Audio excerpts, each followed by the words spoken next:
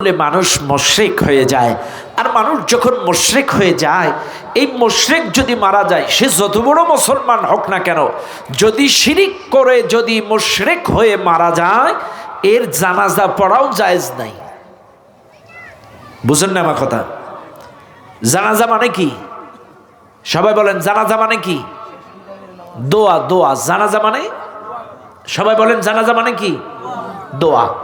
আল্লাহ পাক বলেন, মা কানা লিন-নাবিয়্যি ওয়াল্লাযীনা আমানু আন ইস্তাগফিরু লিল মুশরিকিন ওয়ালাউ কানু উলি কুরবা মিন বাদি মা তাবায়্যানা লাহুম। আল্লাহর কোরআন বলে, নবী, ঈমানদারদের উচিত নয় কোন মুশরিকের জন্য দোয়া করা। মুশরিক যদি তার বাবা হয়, ভাই হয়, মা হয়, তার পরিবারের সদস্য হয়, মুশরিকের জন্য দোয়া করা। জোরে বলেন। মুশরিকের জন্য দোয়া করা জায়েজ নাই। চাইলে আমরা বুঝলাম শিরিক কত মারাত্মক জঘন্যতম গুনাহ। শিরিক করলে গুনাহ মাপ নাই, শিরিক করলে আমল নষ্ট, শিরিক করলে জান্নাত হারাম, শিরিক করলে আল্লাহ গুনাহ মাফ করবে না। এই পৃথিবীর সবচেয়ে বড় গুনাহর নাম শিরিক। শিরিক করলে মুশরিক হয়ে যাবেন। আর মুশরিকের জন্য দোয়া করা জায়েজ নাই। এটা কিন্তু আমি আপনাদেরকে কোরআন সুন্নাহর ভিত্তিতে আপনাদেরকে বুঝিয়ে দিলাম। এইবার আসেন, এই মাহফিলে যারা আছেন, এইবার একটু ভালো করে খেয়াল করেন আমার কথাগুলো। এই শিরিক করলে যদি জান্নাত হারাম হয়, শিরিক করলে যদি আল্লাহ মাফ না করে, তাইলে এই গুনাহ সম্পর্কে একটু বিস্তারিত জানার দরকার আছে না? সবাই বলেন আছে না? আছে। আমার দেশের মানুষ কিন্তু ওয়াজ করে, ওয়াজ শোনে, কিন্তু বিস্তারিত খুব কমই হয়। নামাজের ওয়াজ আমাদের দেশে হয়, কিন্তু বিস্তারিত কিন্তু খুব কমই হয়। রাগ করবেন না আমার কথায়। শিরকের ওয়াজ আমাদের দেশে হয়, বিস্তারিত কিন্তু খুব কমই হয়। এই জন্য আমার মতে যেই বক্তাই কথা বলুক না কেন, আমার মনে হয় নির্দিষ্ট একটা সাবজেক্টের উপরে কথা বলা উচিত, এবং সেই সাবজেক্টটা বিস্তারিত কথা বলে জাতিকে এই সাবজেক্টের উপরে আয়নার মতো ক্লিয়ার করে দেওয়া উচিত। নামাজ কি? কত প্রকার? নামাজ কবুল হইতে গেলে আগে ওযু করা লাগবে। নামাজ কবুল হওয়ার শর্ত কি? ওযু কি রকম জিনিস? পবিত্রতা কাকে বলে? পবিত্রতা কত প্রকার? নামাজ কত প্রকার? নফল নামাজ কি? সুন্নাত নামাজ কি? ফরজ নামাজ কি? ওয়াজিব নামাজ কি? নামাজ কেমনে পড়বেন? প্র্যাকটিক্যাল নামাজ কি? আমার মনে হয় যখন নামাজ নিয়ে কথা হবে বিস্তারিত কথা বলা উচিত, যখন শিরিক নিয়ে কথা হবে বিস্তারিত কথা বলা উচিত, যখন আখিরাত নিয়ে কথা বলা হবে বিস্তারিত কথা বলা উচিত। একটা সাবজেক্টের উপরে বিস্তারিত কথা বললে ওই সাবজেক্টের উপরে এই জাতির মানুষ আয়নার মতো ক্লিয়ার হয়ে যাবে। কাজে আমি যেহেতু আজকে শিরকের উপরে আপনাদের সামনে কথা বলছি, একটু ক্লিয়ার করে বুঝিয়ে দেওয়ার চেষ্টা করছি। তাইলে শিরিক কত বড় গুনাহ আর শিরকের কতগুলো স্তর আমি আপনাদের যেহেতু বুঝালাম, এগুলো করলে কি কি ক্ষতি হবে। এইবার আসেন শিরিক কত প্রকার, আমি প্রাথমিক স্টেপে আপনাদেরকে একটু ধরানোর চেষ্টা করি। এক, প্রাথমিক পর্যায়ে শিরিক হচ্ছে দুই প্রকার। একটা হচ্ছে শিরকে আকবার, একটা হচ্ছে শিরকে আসগর। এবার আসেন বড় শিরিক কি, ছোট শিরিক কি, খেয়াল করবেন ভালো করে। বড় শিরকের মধ্যে হলো এক নাম্বার শিরিক ফি জাত, আল্লাহ জাতের সাথে শিরিক করা। আল্লাহর জাতের সাথে শিরিক করা। আল্লাহর জাত কি? খেয়াল করেন, আল্লাহ জাত হলো, এই দুনিয়ার মানুষ যদি কেউ মনে করে আল্লাহর ছেলে আছে, আল্লাহর মেয়ে আছে, আল্লাহর মা আছে, আল্লাহর বাবা আছে, নাউজুবিল্লাহ বলেন, জোরে বলেন নাউজুবিল্লাহ। এই পৃথিবীর কোনো মানুষ যদি মনে করে আল্লাহর মা আছে, বাবা আছে, মেয়ে আছে, ছেলে আছে, এগুলো যদি কেউ মনে করে, এটা আল্লাহ জাতের সাথে শিরিক, সবচাইতে বড় শিরিক। খেয়াল করবেন, বড় শিরকের কিছু স্তর আছে, তার মধ্যে এক নাম্বার হচ্ছে আল্লাহ জাতের সাথে শিরিক, শিরক ফি জাত। এখন আসেন এই শিরিক ফি জাতটা কি একটু বুঝাই দিলাম। চাইলে আল্লাহ ছেলে আছে, মেয়ে আছে, মা আছে, বাবা আছে, এটা যদি কেউ ভাবে বা বলে, এটা আল্লাহ জাতের সাথে। অবশ্য এটা আমাদের দেশের মুসলমানরা এটা খুব বেশি করে না। এই জাতীয় আল্লাহ জাতের সাথে শিরিকটা ম্যাক্সিমাম করে হলো তারা ইহুদি খ্রিস্টিয়ান যারা। যেমন তারা বলতো ওয়াকালাতিল ইয়াহুদু উযাইরুন ইবনুল্লাহ, ইহুদিরা বলে উযাইর আলাইহিস সালাম আল্লাহর সন্তান। কারণ নাউজুবিল্লাহ, এই পৃথিবীতে যে ইহুদি সম্প্রদায়, ইহুদি গোষ্ঠী আছে, এরা মনে করে উযাইর আলাইহিস সালাম আল্লাহর সন্তান। বলেন না নাউজুবিল্লাহ।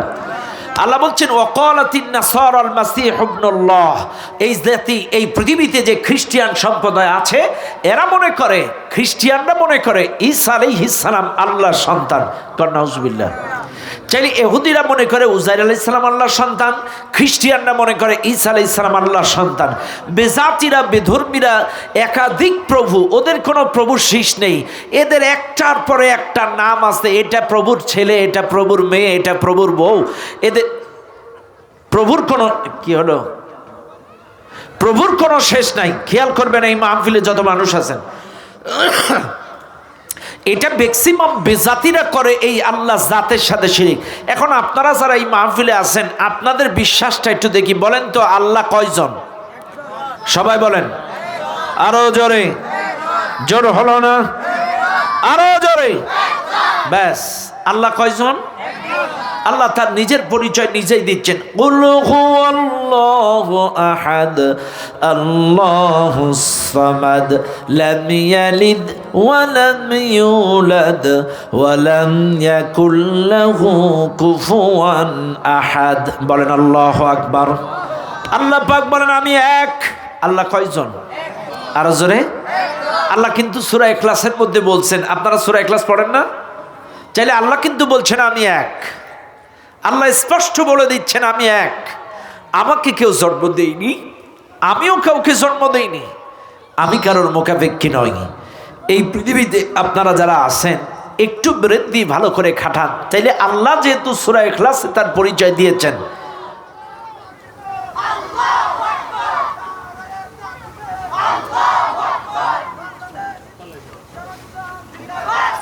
আল্লাহ পাক কিন্তু তার পরিচয় সূরাতুল ইখলাসের মধ্যে দিয়ে দিয়েছেন। আল্লাহ আরেক জায়গায় বলেন, লাউ কানা ফীহিমা আলিহাতুন ইল্লাল্লাহু লাফাসাদাতা ফাসুবহানাল্লাহি রাব্বিল আরশি আম্মা ইয়াসিফুন। আল্লাহ পাক কোরআনুল কারীমের মধ্যে স্পষ্টভাবে বলে দিয়েছেন, শুনে নাও দুনিয়ার মানুষ।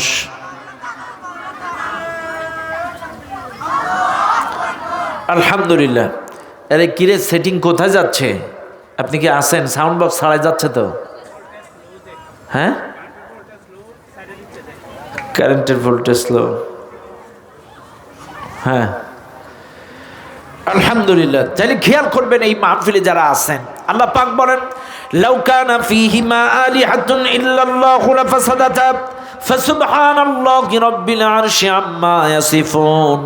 আল্লাহর কোরআন ডাক দিয়ে বলেন, আল্লাহ ছাড়াও যদি, আমি ছাড়াও যদি একাধিক ইলাহ থাকতো তাহলে সব কিছু ধ্বংসস্তূপে পরিণত হয়ে যেত। কাজে আমি আল্লাহ সম্পর্কে ওরা যে কলঙ্কিত দেয়, কালিমা রোপণ করে, ওদের এই কালিমা থেকে আমি আল্লাহ পুত পবিত্র। চিৎকার বেড়ে বলেন সুবহানাল্লাহ। চাইলে ওরা যে কালিমা দেয় ওদের ওই কালিমা থেকে আমি আল্লাহ পুত পবিত্র। আল্লাহ ছাড়া কেউ নাই। কথা বলেন ঠিক না বেঠিক? খেয়াল করেন। এরপরে আল্লাহ তাআলা ডাক দিয়ে বলেন, বান্দা শোনো, চাইলে আল্লাহ জাতের সাথে শিরিক হলো এক নাম্বার শিরিক। কয় নাম্বার? সবাই বলেন কয় নাম্বার? এক নাম্বার। এটা হচ্ছে বড় শিরকের আওতায় আল্লাহ জাতের সাথে শিরিক। চাইলে আমরা সবাই বুঝতে পারছি না? খেয়াল করে, আল্লাহ জাতের সাথে শিরিক সবাই বুঝছি আমরা? সবাই বলেন বুঝছেন? চাইলে এটা আমরা করব ইনশাআল্লাহ। ব্যাস, এবার আসেন 2 নাম্বার, শিরিক ফির রুবুবিয়্যাত। রুবুবিয়্যাতটা কি? রুবুবিয়্যাতটা হলো, এটাও বড় শিরিক, আল্লাহর কর্তৃত্ব এবং ক্ষমতার সঙ্গে শিরিক। আল্লাহর কর্তৃত্ব আর ক্ষমতা কি? আল্লাহর কর্তৃত্ব আর ক্ষমতা হলো, বলেন তো এই জমিন দেওয়ার মালিক কে? আসমান দেওয়ার মালিক কে? আমাকে আপনাকে জীবন দেওয়ার মালিক কে? মৃত্যু দেওয়ার মালিক কে? রোগ মুক্ত করার মালিক কে? আবার বলেন, রিজিক দেওয়ার মালিক কে? ক্ষমতা দেওয়ার মালিক কে? সন্তান দেওয়ার মালিক কে? ছেলে দেওয়ার মালিক কে? মেয়ে দেওয়ার মালিক কে? এগুলো হচ্ছে আল্লাহর কর্তৃত্ব এবং ক্ষমতা। এটা কিন্তু এই পৃথিবীর কেউ পারে না। বলেন তো এই জমিনকে এই পৃথিবীর কেউ বানাইতে পারে? বিএনপি বানাইছে, আওয়ামী লীগ বানাইছে, জাতীয় পার্টি বানাইছে? এই জমিন বানানোর ক্ষমতা কারোর? আল্লাহ পাক বলছেন আল্লাযী জাআলা লাকুমুল আরদা ফিরাশা, এই জমিনটাকে বিছানা বানিয়ে দিয়েছি আমি আল্লাহ। সুবহানাল্লাহ বলেন, আরো জোরে বলেন সুবহানাল্লাহ। এই জমিনটাকে বিছানা বানিয়েছেন কে? আরো জোরে বলেন কে? চাইলে এই জমিন কিন্তু এই দুনিয়ার কেউ বানায় নাই, আল্লাহ বানাইছেন। কাজে এটা আল্লাহর ক্ষমতা, আল্লাহ কর্তৃত্ব ক্ষমতা। কারণ এই পৃথিবীর এই জমিন বানানোর ক্ষমতা এই দুনিয়ার কারণ। ব্যাস। 2 নাম্বার, আপনাকে আমাকে জীবন দিছেন কে? জাতীয় পার্টি দিছে, বিএনপি দিছে, আওয়ামী লীগ দিছে, কে দিছে? আল্লাহ। আল্লাহ পাক বলেন আল্লাযী খালাকাকুম, তোমাদেরকে সৃষ্টি করেছে আমি আল্লাহ। সুবহানাল্লাহ বলেন। আপনাকে আমাকে সৃষ্টি করেছেন কে? সবাই বলেন কে? চাইলে জীবন দেওয়ার মালিক আল্লাহ, জমিন দেওয়ার মালিক, আসমান সৃষ্টি করার মালিক কে? ওয়াস সামাআ বিনাআ, আল্লাহ বলেন আসমান দেওয়ার মালিক আমি, এই আসমানটাকে ছাদ বানিয়ে দিলাম আমি আল্লাহ। কাজে এই দুনিয়ার মানুষ আপনাকে আমাকে প্রত্যেকটা কথা মনে রাখতে হবে, কারণ আসমানটা এই দুনিয়ার কেউ বানাইতে পারে নাই। একটু যদি নিরিবিলি চোখ দিয়ে বুকে হাত দিয়ে চিন্তা করেন, সামান্য একটা ছোট্ট প্যান্ডেল করতে গিয়ে কতগুলা খুঁটি লাগাতে হয়েছে, কতগুলা বাঁশের উপরে, খুঁটির উপরে এই সামিয়াটাটা ছাউনিটা দাঁড়ায় আছে। কিন্তু আমার মহান মালিক এ বিশাল আসমানটা দাঁড় করায় রাখছে, বলেন তো কয়টা খুঁটির উপরে? সুবহানাল্লাহ বলবেন না? কোন খুঁটি দেখছেন আপনারা? কোনো খুঁটি নাই। আল্লাহু আকবার। আল্লাহ বলছেন ওয়াস সামাআ বিনাআ, আসমানটাকে ছাদ বানিয়েছি আমি আল্লাহ। বিনা খুঁটিতে এই আসমানটা খাড়ায় আছে। সামান্য একটা ছোট্ট প্যান্ডেল করতে গেলে এতগুলো খুঁটি লাগছে, অথচ বিশাল আসমানটা দাঁড়িয়ে আছে, কোনো খুঁটি। সুবহানাল্লাহ বলেন না? আল্লাহু আকবার। আল্লাহর বিশালতা সম্পর্কে এতটুকু চিন্তা করলে আর কিছু লাগে না। আরে আপনাদের সাগর পাড়ে বাড়ি, কখনো কি সাগর পাড়ে খাড়ায় চিন্তা করছেন যে এই সাগর পাড়ের মাটিগুলো আর এই সাগরের পানিগুলা, এটা কতগুলা মানুষ দিয়ে আল্লাহ কাইটে মাটিগুলো এক জায়গায় করছে? কথা বলে না? এটা সাপোজ আপনাদেরকে বোঝানোর জন্য বলছি, যদি মানুষ দিয়ে কাটাইয়ে এই মাটিগুলো এক জায়গায় ঢিবি করা লাগতো বা পাহাড় বানাতে হতো, কয় জনম লাগতো আপনাদের? আপনাদের একটা পুকুর বানাইতে গেলে কয়দিন লাগে? সামান্য একটা পুকুর বানাইতে গেলে 1 ঘন্টা জমিতে একটা পুকুর বানাইতে গেলে কতদিন লাগে? অথচ আমার মহান মালিক এই যে বিশাল সাগর, একদিকে পানি আর একদিকে পাহাড় মাটি, একটু বলেন তো, যদি এটা মানুষের দ্বারা যদি বলা হতো তোমরা বানাও, কত জনমে বানাতেন? মানুষের দ্বারা সম্ভব? জোরে কান সম্ভব? আল্লাহু আকবার। আল্লাহর বিশালতা সম্পর্কে চিন্তা করলে সাগর পাড়ে খাড়াবেন, চিন্তা করবেন যে কয়দিনে কেমনে বানালো এই মাটিগুলো, এই পাহাড়গুলো খাড়ায় আছে, কেমনে খাড়ায় আছে, একটু চিন্তা করবেন। আল্লাহর বিশালতা সম্পর্কে, তার সৃষ্টি সম্পর্কে গবেষণা করবেন, দেখবেন আপনার এমনিতেই মস্তকটা নত হয়ে যাবে। কথা বলেন ঠিক না বেঠিক? ও দুনিয়ার মানুষ, তাহলে জীবন দেওয়ার মালিক, জমিন দেওয়ার মালিক, আসমান দেওয়ার মালিক, এবার বলেন রিজিক দেওয়ার মালিক। আল্লাহ পাক বলেন আল্লাযী হুয়া ইউতঈমুনি ওয়া ইয়াসকিন, তোমাদের রিজিক দেই আমি আল্লাহ। এই মাহফিলে যারা আছেন বলেন তো আমাদের রিজিক দেন কে? বিশ্বাস হয় আপনাদের? অনেক মানুষ আছে তারা চিন্তা করে যে মেম্বার আমাকে 10 টাকা চাউলের একটা কার্ড দিছিল, নাইলে না খেয়ে মরতাম। ভাগ্যিস চেয়ারম্যান আমার একটা বয়স্ক ভাতার কার্ড দিছিল, শিশু কার্ড দিছিল, বিধবা ভাতার কার্ড দিছিল, নাইলে এই জীবনে না খেয়ে মরতাম। কথা কয় না? আছে না? আছে না? আছে না? আছে। নাউজুবিল্লাহি মিন যালিক। রিজিক দেওয়ার মালিক কে? এই পৃথিবীর মানুষ মানুষকে খাওয়াইতে পারে না, মানুষ মানুষকে রিজিক দিতে পারে না। রিজিকের মালিক একমাত্র, জোরে বলেন কে? আল্লাহ। মনে রাখবেন, ভাত না খাইলেও মানুষ 2 দিন 3 দিন বাঁচে, কিন্তু মানুষের সবচাইতে বড় রিজিক হলো তার অক্সিজেন, শ্বাস প্রশ্বাস। একদিনে মাত্র 2 মিনিটের জন্য যদি কারোর অক্সিজেন বন্ধ হয়ে যায়, কাম সারা। কথা কয় না? আপনি 2 দিন ভাত না খাইলেও বাঁচবেন, কিন্তু 2 মিনিট যদি নাক আর মুখটা বন্ধ করে দেওয়া হয় তা তো কাম সারা। চাইলে এই পৃথিবীর সবচাইতে বড় রিজিকের নাম কি? অক্সিজেন। জোরে কন কি? আল্লাহু আকবার বলেন। ও দুনিয়ার মানুষ, এবার বলেন রোগ মুক্ত করার মালিক কে? বিশ্বাস হয়? অনেকেই কিন্তু বলে ভাগ্যিস ডাক্তার আসছিল, ভাগ্যিস সময় মতো ডাক্তার আসছিল, নাইলে আমার মা বাঁচত না। সময় মতো আমার বাবারে ডাক্তারের কাছে নিয়েছিলাম, নাইলে বাঁচত না। ভাগ্যিস ডাক্তার ভগবান, ডাক্তার ফেরেশতা হয়ে দূত হয়ে চলে এসেছিল। ভাগ্যিস আইসিইউতে ঢুকাইছিলাম, নাইলে আমার মা বাঁচত না। আস্তাগফিরুল্লাহ, নাউযুবিল্লাহি মিন যালিক। কারণ ডাক্তার মানুষকে বাঁচাইতে পারে না, ডাক্তার মানুষের জীবন দিতে পারে না। একমাত্র সুস্থ করার মালিক, একমাত্র সুস্থ করার মালিক। ওয়া ইযা মারিদতু ফাহুয়া ইয়াশফিন, আল্লাহ পাক বলছেন রোগ মুক্ত করার মালিক আমি আল্লাহ। কারণ এই পৃথিবীর কোনো মানুষ মানুষকে সুস্থ করতে পারে না, কোনো মানুষ মানুষকে ভালো করতে পারে না। একমাত্র সকল ডাক্তারের ডাক্তার, জোরে বলেন কে? মাদ্রাসের ডাক্তার ফেল করতে পারে, আমেরিকার ডাক্তার ফেল করতে পারে, লন্ডনের ডাক্তার ফেল করতে পারে, কিন্তু ওই ডাক্তারের ডাক্তার মহান মালিক ফেল করে না। শোনে নেন, আপনাদের একটা বাস্তব ঘটনা বলি। একবার চুয়াডাঙ্গা জেলাতে, চুয়াডাঙ্গা জেলার আন্দুলবাড়িয়া ইউনিয়ন, সাইদি সাহেব হুজুর তখন বেঁচে আছে। খেয়াল করবেন, আমি কিন্তু সাইদি সাহেব হুজুরের কারামতি বা তার বড়ত্ব বা আমিও তার ব্যক্তিত্ব বাড়ানোর জন্য বলছি তা না। জাস্ট এখানে সুস্থতার কথা আসলো, আল্লাহ ছাড়া কেউ বাঁচাইতে পারে না, আল্লাহ ছাড়া কেউ মানুষের রোগ ভালো করতে পারে না। জাস্ট এতটুকু একটু বোঝানোর জন্য বলছি।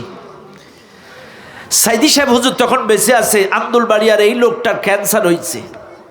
ডাক্তার বলছে তুমি 6 মাসের বেশি বাঁচবা না। এখন এই লোকটা চিন্তা করছে 6 মাসের বেশি বাঁচবো না। এ লোকের খুব আশা, সাইদি সাহেব হুজুর তো জেলখানায়। ও লোকের খুব শখ, জীবনে মরার আগে যদি একবার সাইদি সাহেব হুজুরকে সামনাসামনি দেখে যেতে পারতাম, মৃত্যুর আগে একটু হুজুরকে দেখে মরতে চাই। এটাই তার শখ, এটাই তার আশা আকাঙ্ক্ষা। এখন আমাকে খালি ফোন করে যে হুজুর, আমি একটু সাইদি সাহেব হুজুরকে মরার আগে একবার দেখে মরতে চাই। ডাক্তার আমাকে সময় দিছে, বেশি দিন বাঁচব না, আমার ক্যান্সার হয়েছে। হুজুর আপনি যে কোনো কায়দায় আমাকে একটু ব্যবস্থা করে দেন। তো আমি চিন্তা করলাম কেমনে কি করি। হুজুর তো জেলখানায়, আর জেলখানায় দেখা করানো সম্ভব নয়। তো আমি তাকে থাকি, যদি কখনো হুজুরের এই যে হাজিরা, যে জেলের কোর্টে মামলার হাজিরা থাকে, যখন হুজুরকে হাজিরা দিতে নিয়ে আসবে, আমি সেই সুযোগে আমি এর দেখা করায় দিব। কিন্তু কোনোভাবেই যেন আমি পাইরে উঠি না। লোকটাও অসুস্থ, চুয়াডাঙ্গায় বাড়ি। আর হুজুরের যখন হাজিরা হয়, এটা তো সার্কুলার দিয়ে হাজিরা দেয় না, যে আগের দিন সার্কুলার হয়ে যায় পরের দিন হাজিরা দিবে, এরকমও না। এখন চিন্তায় আছি কেমনে দেখা করাবো। হঠাৎ আল্লাহর কি ইচ্ছা, আল্লামা শহীদ দেলাওয়ার হোসেন সাইদি রহিমাহুল্লাহর বড় সন্তান রফিক বিন সাইদি ভাই মারা গেল। রফিক ভাই মারা গেলে উনি প্যারোলে মুক্তি পেয়ে মতিঝিলের স্কুল ময়দানে এসে জানাজা পড়াবেন। সাইদি সাহেব হুজুর এসে ওখানে জানাজার নামাজ আদায় করবেন, ছেলের জানাজা পড়াবেন। এখন আমি যখন রফিক ভাই মারা গেছে আগের দিন, তখন আমি তাড়াতাড়ি চুয়াডাঙ্গায় ওই লোকটাকে ফোন দিয়ে বললাম, ভাই আপনার তো খুব শখ হুজুরকে দেখা, তো আমি তো কোনো কায়দায় জোগাড় করতে পারি না, তবে এই মুহূর্তে সাইদি সাহেবের ছেলে মারা গেছে, উনি জানাজা পড়ানোর জন্য প্যারোলে মুক্তি পেয়ে কিছুক্ষণের জন্য মতিঝিল এই স্কুল ময়দানে আসবেন, তো আপনি তাড়াতাড়ি এসে এই জানাজার মাঠে 5 কাতার দখল করেন। আমি ওনারে ফোন করে দিলাম, উনি চলে আসলো চুয়াডাঙ্গার থেকে এসে উনি 5 কাতারে বসে গেল। চুয়াডাঙ্গার থেকে এসে 5 কাতারে খাড়ায় গেল। সাইদি সাহেব আসলেন, জানাজা পড়ালেন। এই লোকটা বলছে আমি হুজুরের কাছ থেকে